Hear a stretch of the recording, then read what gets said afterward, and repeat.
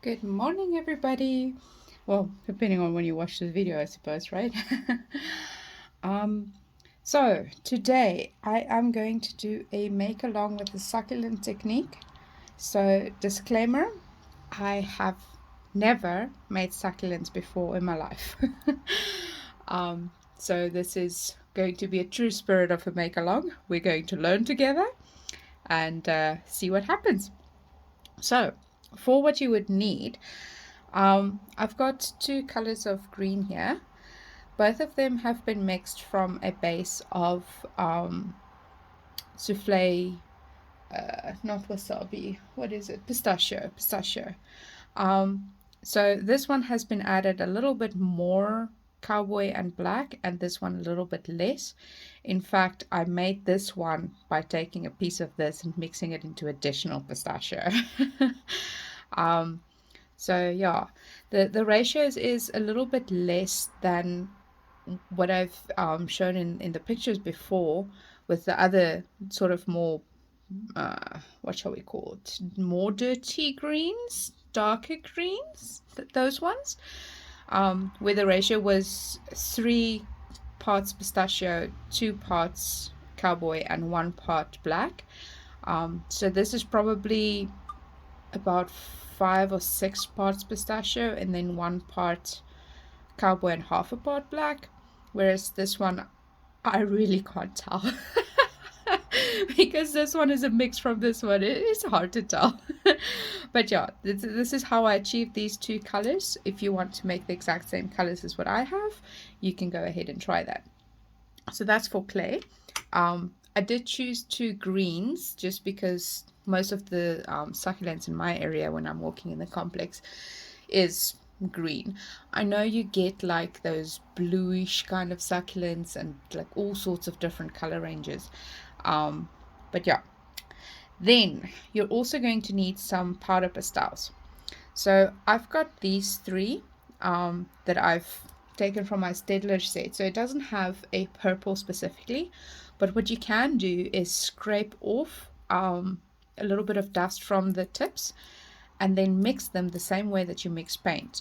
Well, a little bit different. I'm not going to show you the process of mixing because the scraping on the tile, whew, I'm not going to subject you to that. But you can see here, I've mixed a bit of these dusties. So it's about equal parts of the blue and the red that I've mixed, and then I add a little bit white until it started looking pretty to my eyeballs. Then I'm also going to use these bootlace ferrules, also known as micro cutters, um, just to get equal shape, equal sized pieces of clay. I'm not going to actually use the shapes cut from them. You're going to need a brush in order to brush on your powder onto your tips. By the way, you can absolutely use eyeshadow, mica powder, anything really. You can even use ground up rocks if you're really desperate. I remember as a kid, yeah, used to make those rock dusts, right? You're also going to need a scalpel, as per usual. I've got my pointy silicone tool here, but I'm not sure whether I'm going to be using it. Just in case, I have it here. You are definitely going to need ball tools of different sizes. So I've got the smallest one of this set, and then the next up one that's sitting here on my desk. I'm not sure whether I would be using the whole katuti. I've got a tissue blade that's still dirty from this morning's playing while I was waiting for the sun to shift. So this tissue blade, I have it here just to sort of lift up the succulent from the block, but I don't think you particularly need it. And yeah, then I've got my trusty smallest ball tool here as well. And then of course your acrylic blocks, just to make working with it easier. You can also use the acrylic blocks to roll your succulent leaves. I'll show you guys how to do that. And yeah, let's get started. So let me just move all my tools out the way first so that we don't end up making a mess somewhere. Cool. So I'm going to use my biggest cutter and just cut out a few shapes here. I've got no idea how many I'm going to need, but I'm just cutting a bunch, and a bunch smaller ones, and a bunch smaller ones.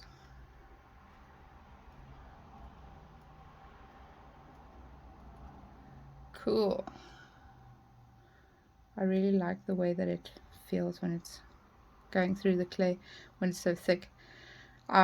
So if you've got a piece that's stuck like that, pro tip with these micro cutters, because when your next cut happens, it does push the clay against your previous cut. What you can do is just pull the skeleton in order to release that piece. That's now if you are bothered about the shape of the piece. But yeah, you can use that technique in future for other things. Cool. So now we've got our equally sized shaped pieces. So what I'm going to do first is just roll it into a little ball.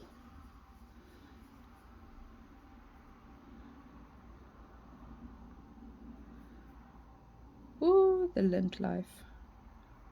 I don't think you guys can see it on camera, but the lint life. And then I'm going to roll the one side thinner than the other side. And then on this side, sort of pinch it into a little point. Then I'm going to take my ball tool, I think maybe this one, and then roll / squish it. So if you roll it down to the point, you'll get a nice point. Oof, I shoved my tools into my cornstarch heap there. So now you see you've got that succulent shape that's sort of like a bowl kind of thing. So I'm going to set that down and then do the same thing a few times.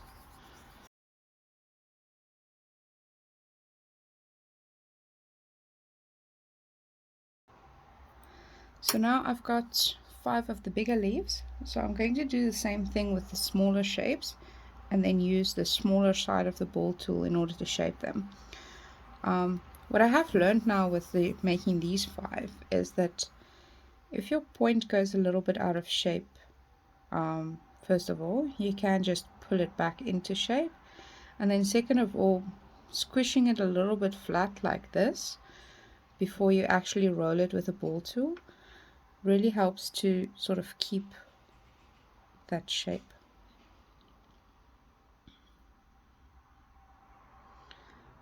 See there what I mean with the squishing of the point?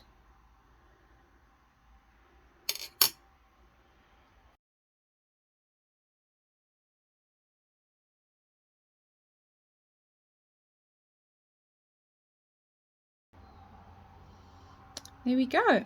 So now I'm just going to move these to the top. Now I'm going to start building my succulents.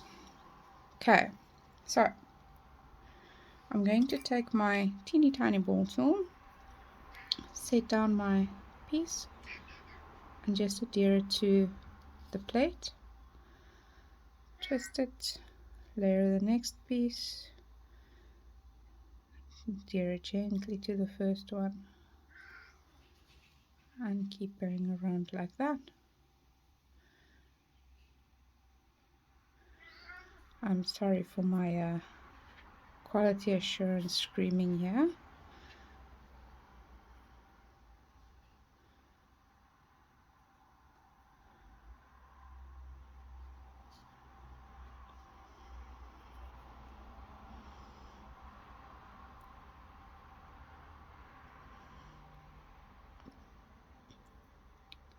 Cool, there we have it.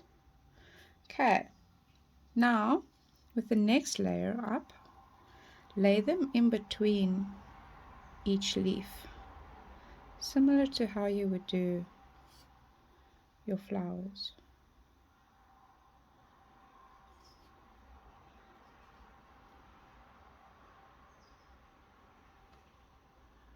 Ooh.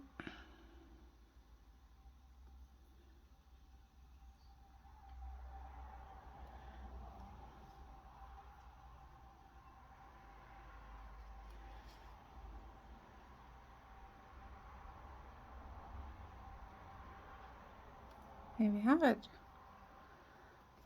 And then the same thing again. But this time, try and get it right into the middle there.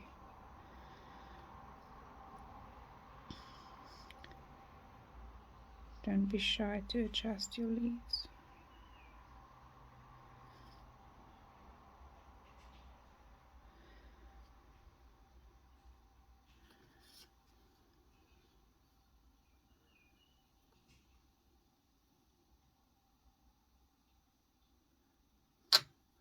So what I mean with getting it in the middle is you press your ball tool right into the middle so that it stands up like that.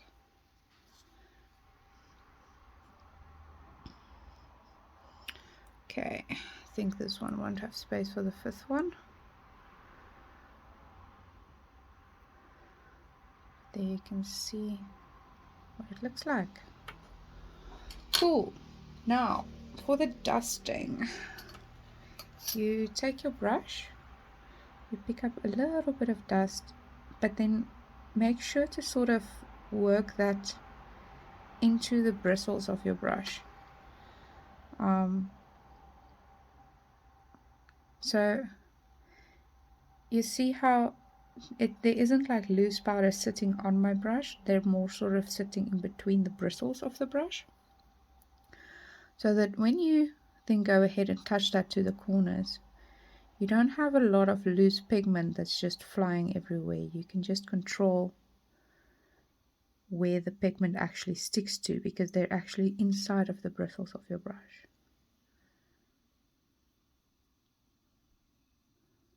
And then just go around working that onto the corners. Oh, there's still quite a bit of pigment flying around here.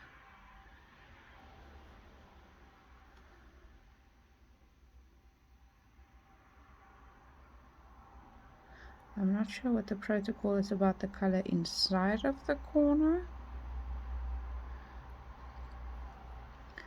but I do like the look of it being just on the outside quite a bit.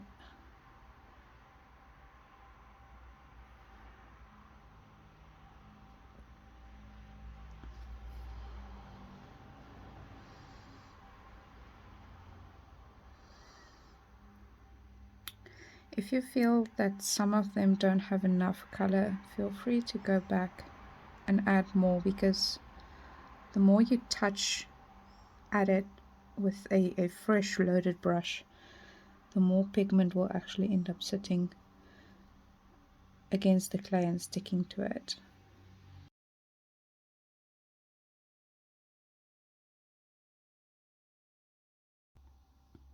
Cool. What do you think? I'm just going to flick off this stuff with my brush. So when I cut it off, it doesn't end up sticking to my succulents back.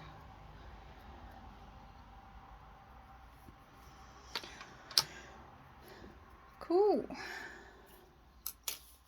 Okay, let's try the next type. Moving that out of the way, let's use the darker clay now. So I'm going to do the same thing, but I think I'm just going to start with one side down.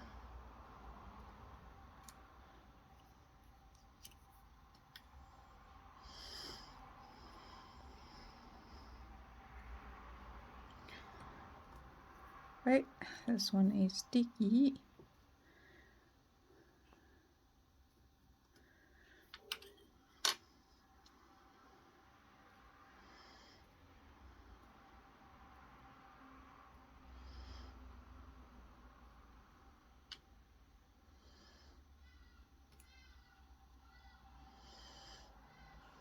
Cool. So the next type is going to be those ones with the long pointy leaves. So what you do is you first roll a ball, then you put more pressure on the one side of your fingers so that it ends up making this long conical shape.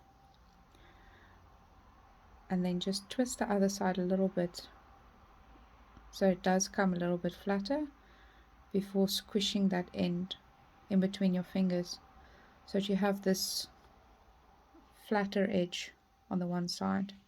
So fat on this side, flatter on that side. Set them aside and then rinse and repeat.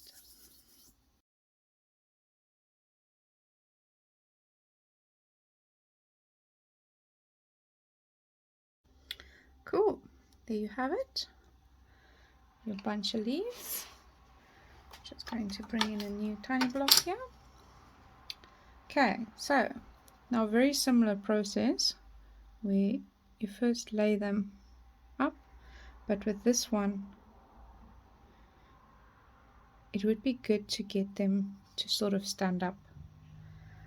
See how they stand up from the board? So how you get that done is by not squishing that bottom section too flat, so that there is volume underneath there, and then build your succulent around.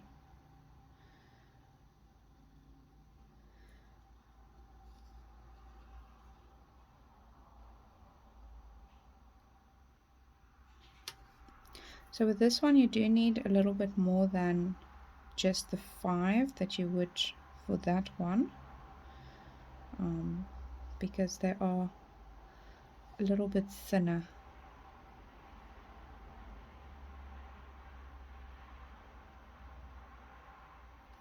Cool. So here we have our lopsided child. I'm just going to press this one a little bit higher. There we go. Now we're going to take the smaller ones and work them in there, similar to how we've done that one.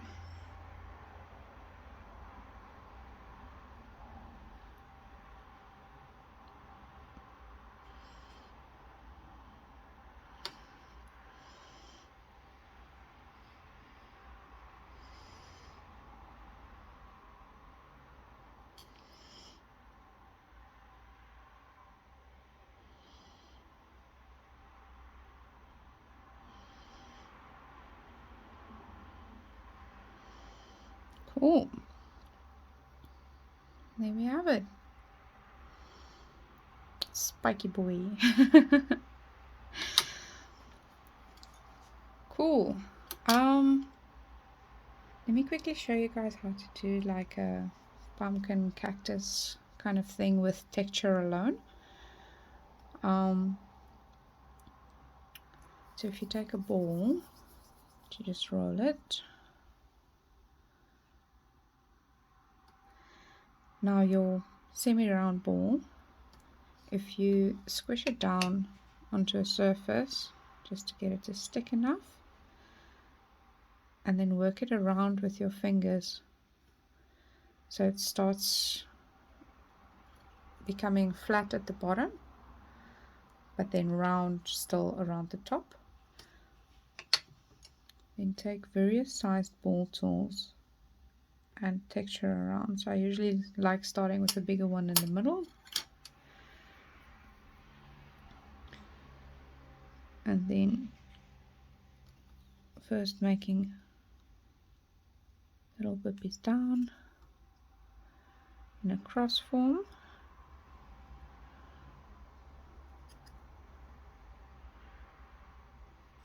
There we go. And then switching to a smaller one for the in-betweenies.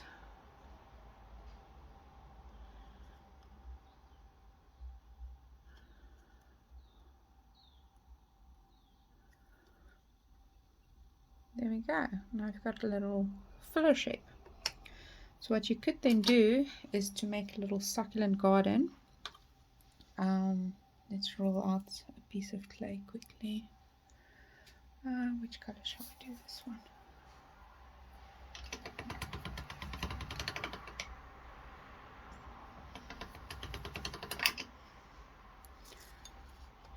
Cool. So let's get a nice biggish shape. cool.